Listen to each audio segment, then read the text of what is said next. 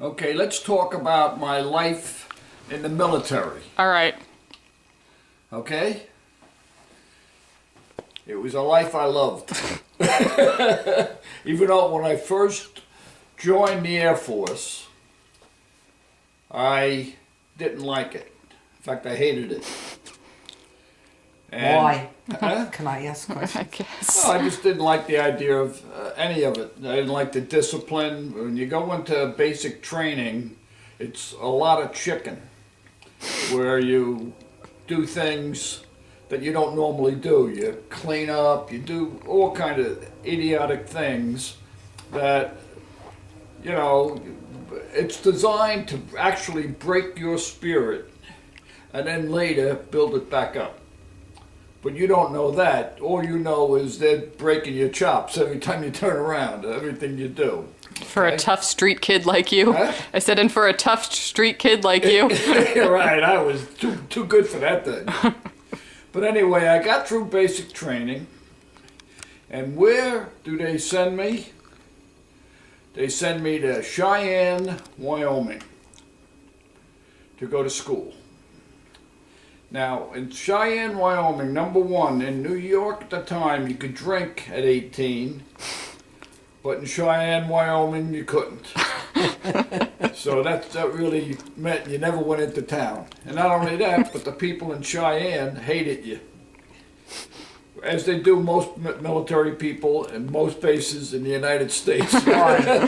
Why? Well, you're there, you're taking out their daughters, and you're doing whatever you're doing. You're not there for them. You're out there for yourself. You know, so. And these are like hillbillies and stuff. And said, and these were They like, weren't bad. Yeah. We didn't get close with the natives. ah, Okay, so and there when we did so most of our time when we were there, we went into the place where it was like a big hall and drank your beer, and that had a lot of fun. I'm never going to be able to follow this. Now I get out of that, and where did they send me? To Riverhead, Long Island. I said, how the hell do you get such a close thing?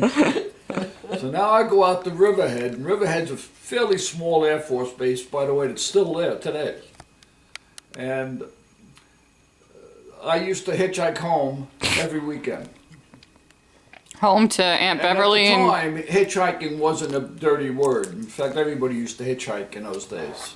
So it turned out relatively easy to do this. You got to ride in 10 minutes usually. You know, so that was not a problem. And I was there for, let me see, the basic training took about 3 months, and then school took about another 3 months.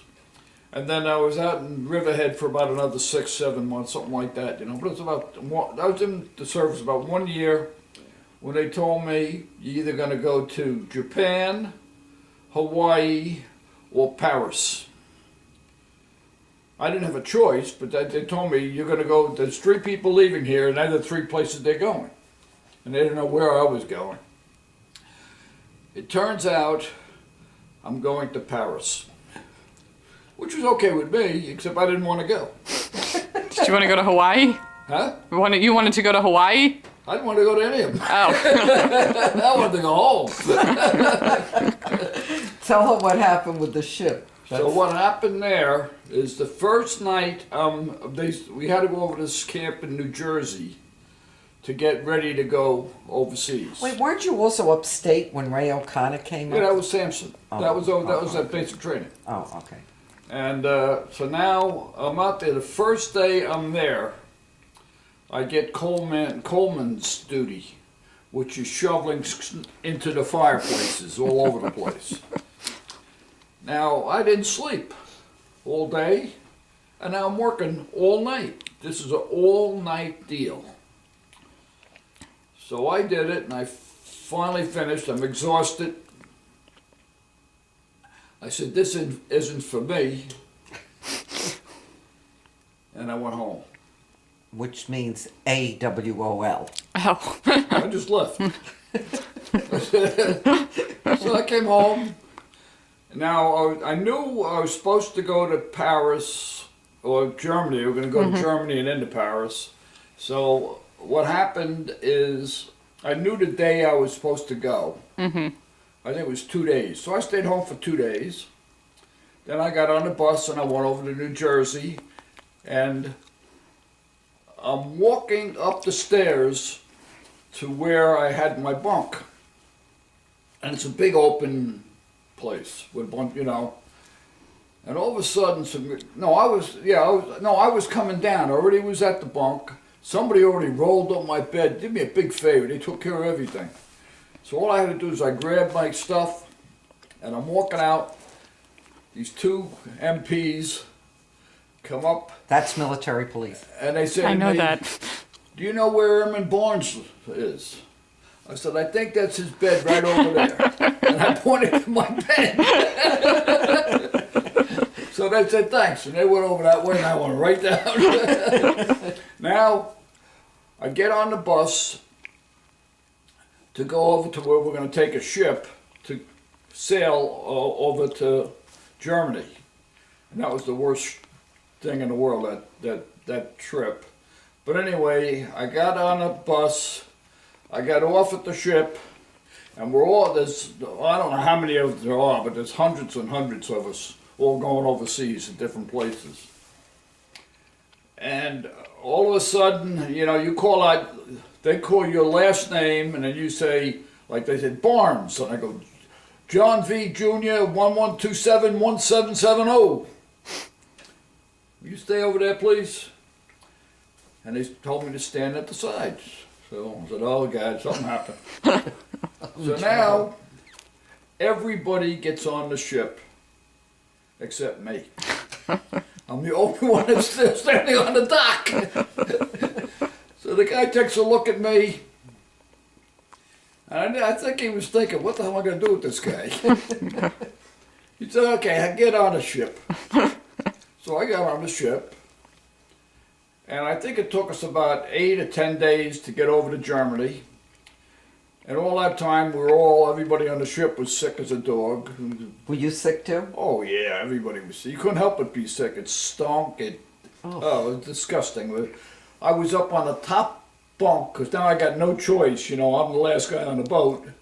The top bunk, where this high away from the ceiling. Oh my God. There's four Yeah. of us sleeping on top of each other. Now, so I get into Germany, and now they're looking for our medical records. I didn't have any. They said, where are your medical records? I said, I don't know. They never gave them to me. Was that because you never had them when you were a kid? So what happened is, well, he said, okay, well, you're going to be in Paris, you know. So I said, okay. Now so I get on a bus and we go over to Paris, and it's Orly Air Base, which is a civilian airport, and we just got a little corner of it, and it's a kind of a base where we were not allowed to have military formations, we were not allowed to be in uniform. The most unmilitary base you ever want to see in your life was us, and our mission was, in the event of war, to get the dependents out of Europe.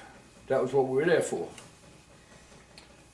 So now I go to go into work, and I go to work, and I find that I'm now working in a priority department where I'm the only one. And my job is, when planes are anticipated to go out of service because they needed a part, I had to get the part if we didn't have it in stock. So that was a lot of telephone calls and anywhere in the European command I could go. So I used to call in the European command. I had it turned out it was a great job. And I had friends all over the European command, because now if I found the part, I had to now call up dispatch and ask for a plane to get me to wherever this base was. Now, they would now schedule, this is during peacetime, and every pilot there is looking to have some place to fly to because he wanted his flight pay. So now it was no problem. I call up and get a plane, no problem. We get a, they send me a plane the next couple hours. I'm on a plane. So, and then when I go there, I never saw the part that I was asked after, but I had to go and sign a lot of papers and get that kind of stuff out of the way. And usually I slept over. I usually never came home the same. And in fact, I don't think I ever came home the same day. Always.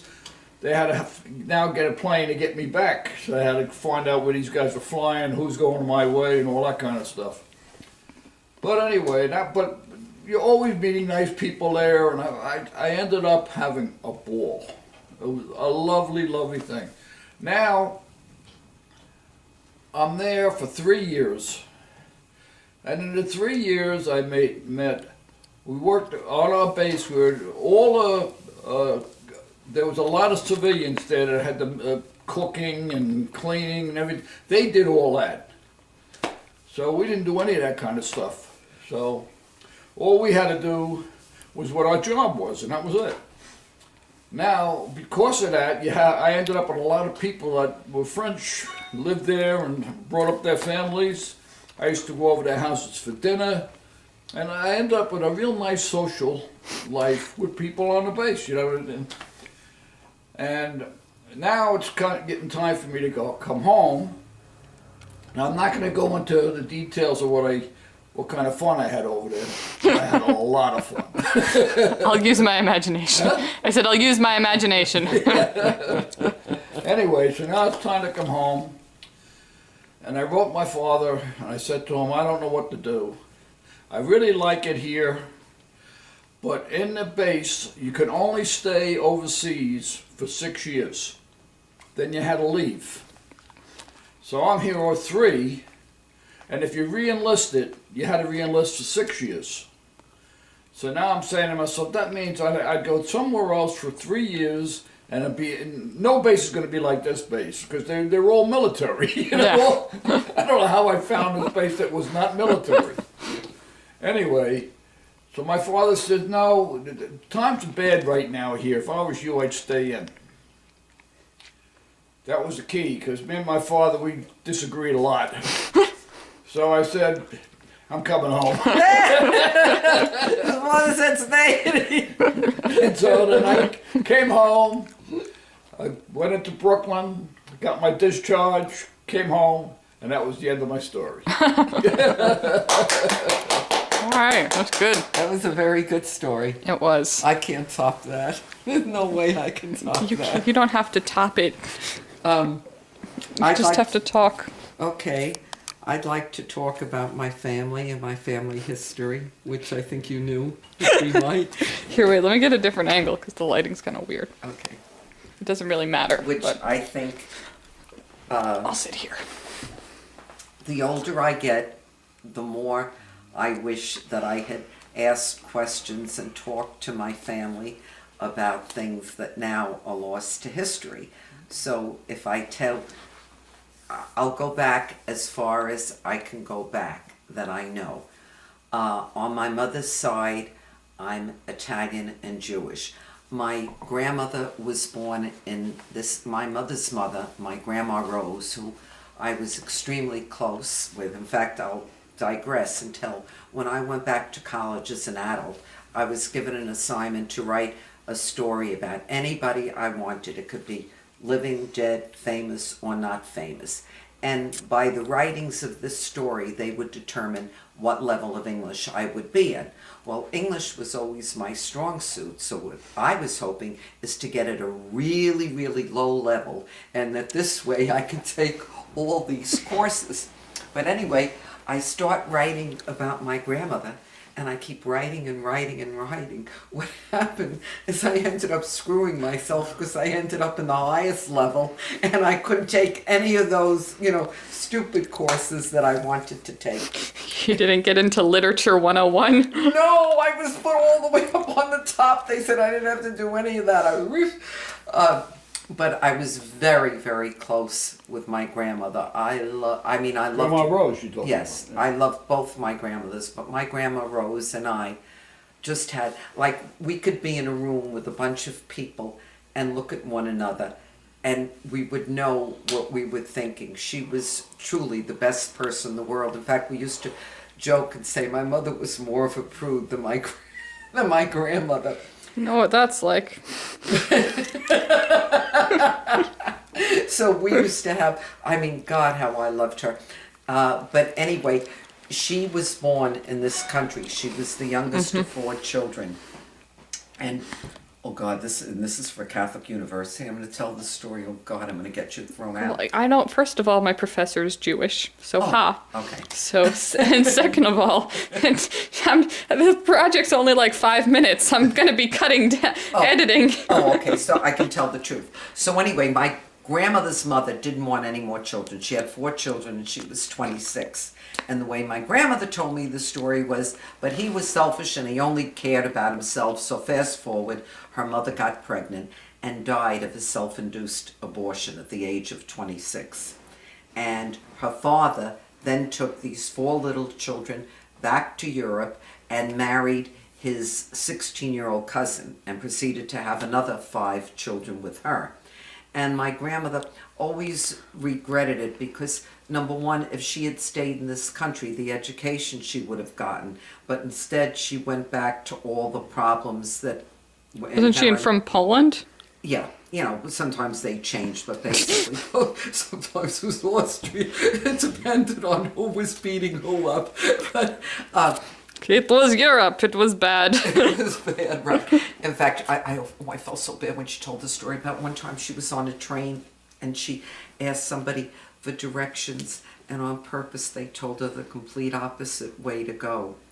So, it was very sad. So she had a terrible life, and as she said, her stepmother wasn't that she was mean or anything like that. She was overwhelmed. Can you imagine? You're 19. Can you imagine at 16 if you had children ranging in the age from 9 to 2 and you were their mother? I mean, that was terrible.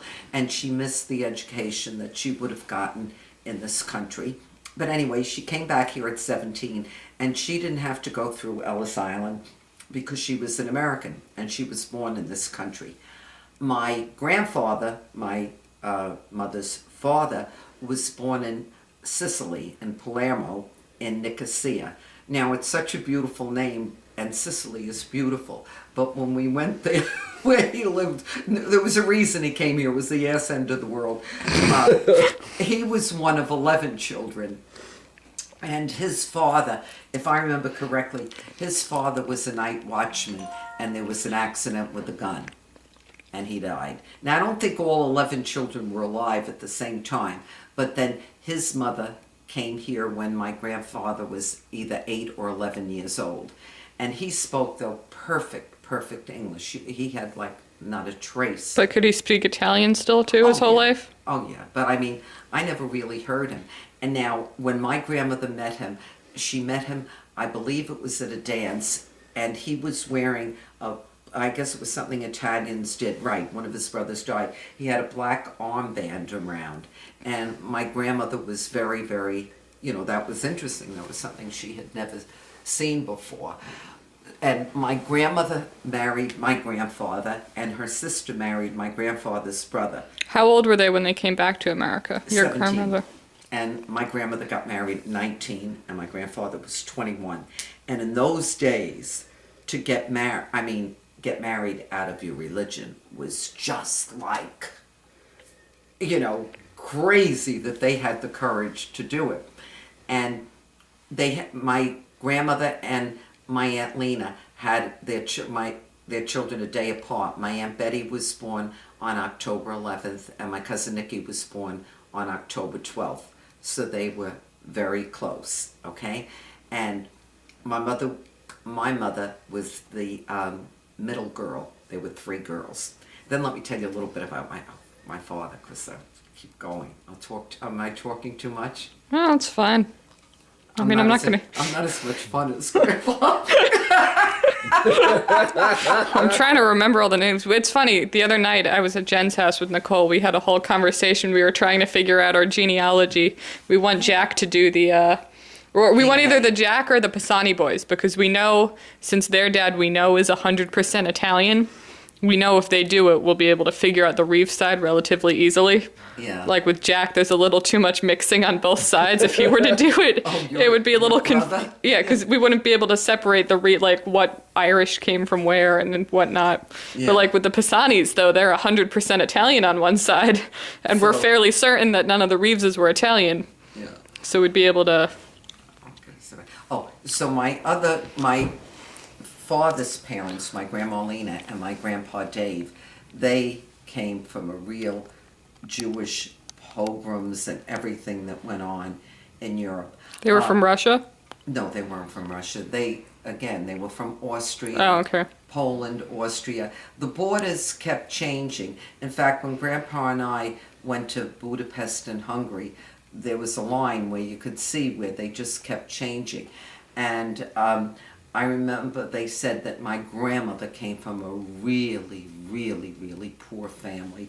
My Grandma Lena. my grandma Lena came from a really, really poor family, and my grandfather's family was a little bit better off. They had a lingerie store. In those days, they had lingerie, bras and everything. I know of what course. lingerie. But I mean, of course, they don't exist today. And my grandmother, when she came here, my grandmother had a beautiful figure, which I never realized as a kid, but when I saw pictures. But when she came here, she had experiences that were unbelievable. She came here, she was 16 years old, and she went to live, it was people who knew people with a family, and she was like their maid. And the boy who lived in the house put the moves on her and said that if she didn't cooperate with him, he would tell the family that she stole from them. So at 2 o'clock in the morning, she had to leave. She left 2 o'clock in the morning. I don't know how the heck she got to wherever she was going, but got to another relative.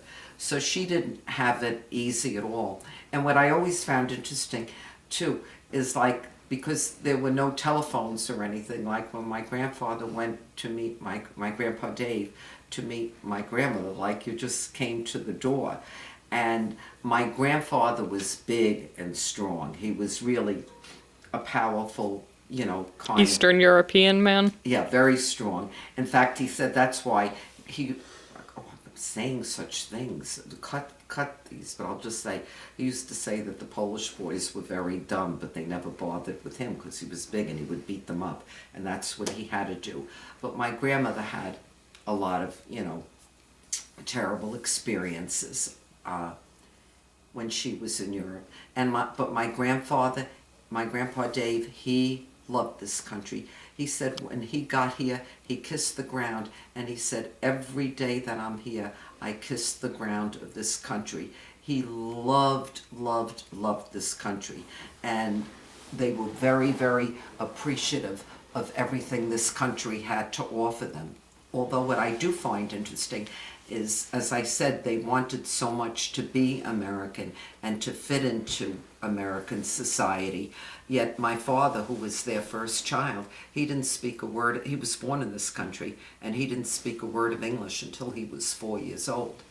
He only spoke Yiddish, because that's what they spoke to him, and he didn't learn English until he went to school.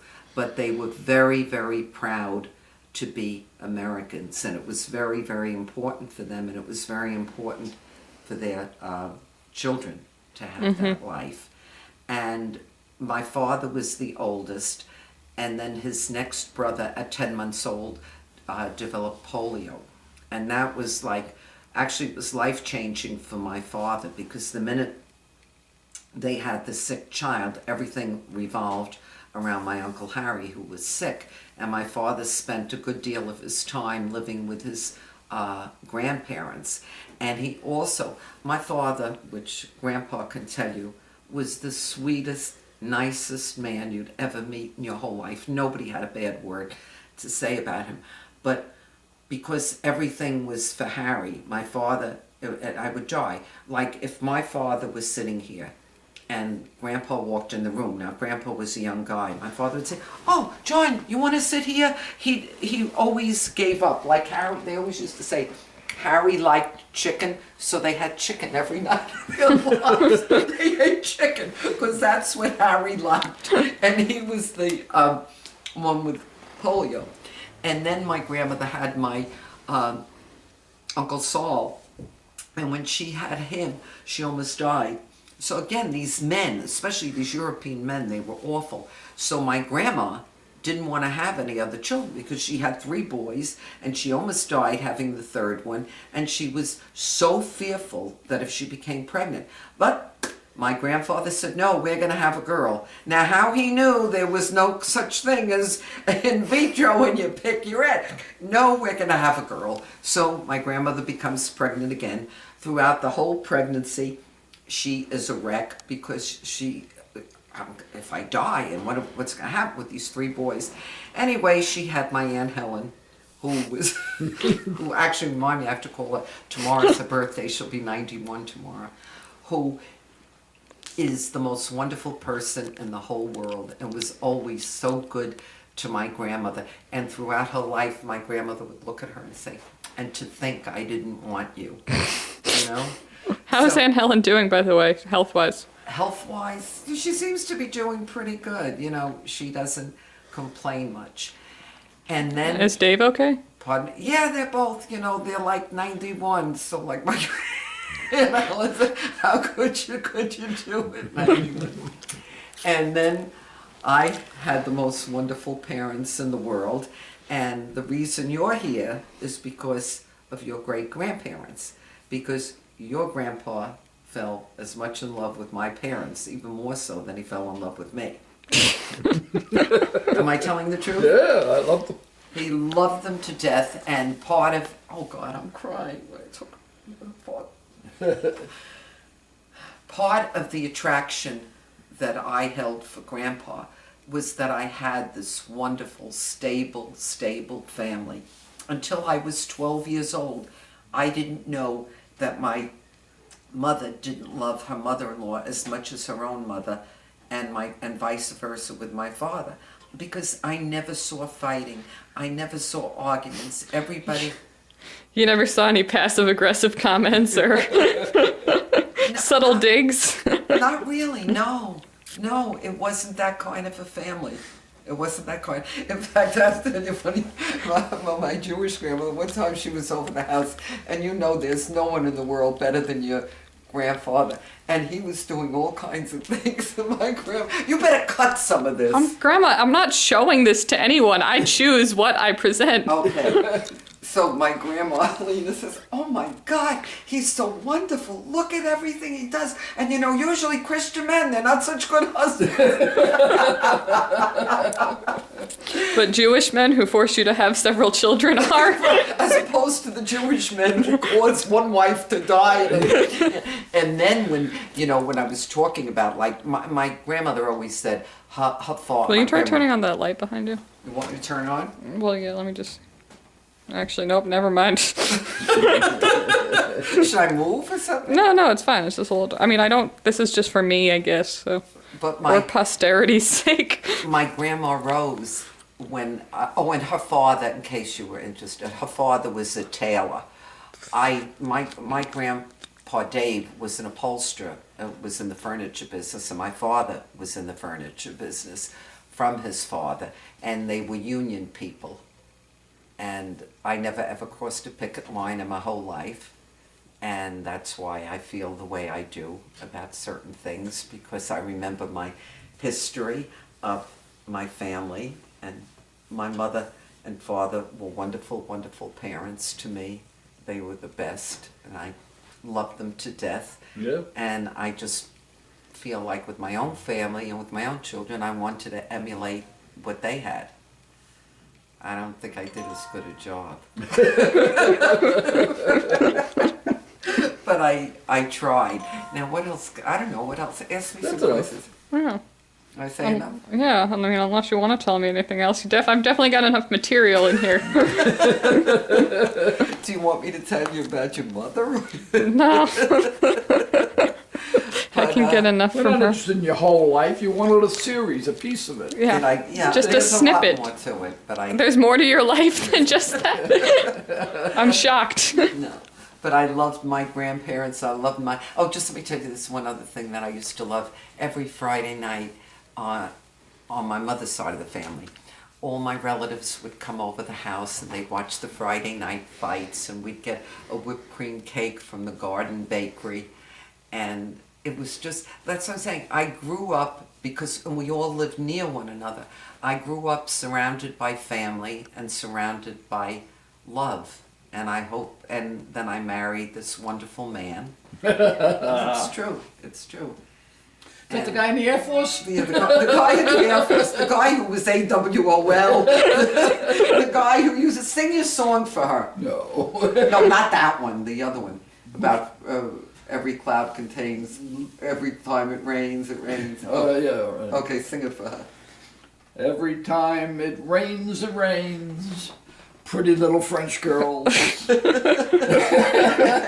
ahead. Every cloud contains ugly Ugly little American girls. But anyway, I'm glad he came home. And I'll tell you another thing. It's very good that I smoked, because that's another thing. You wouldn't be here if I didn't smoke. Because I took out and that you could smoke in places.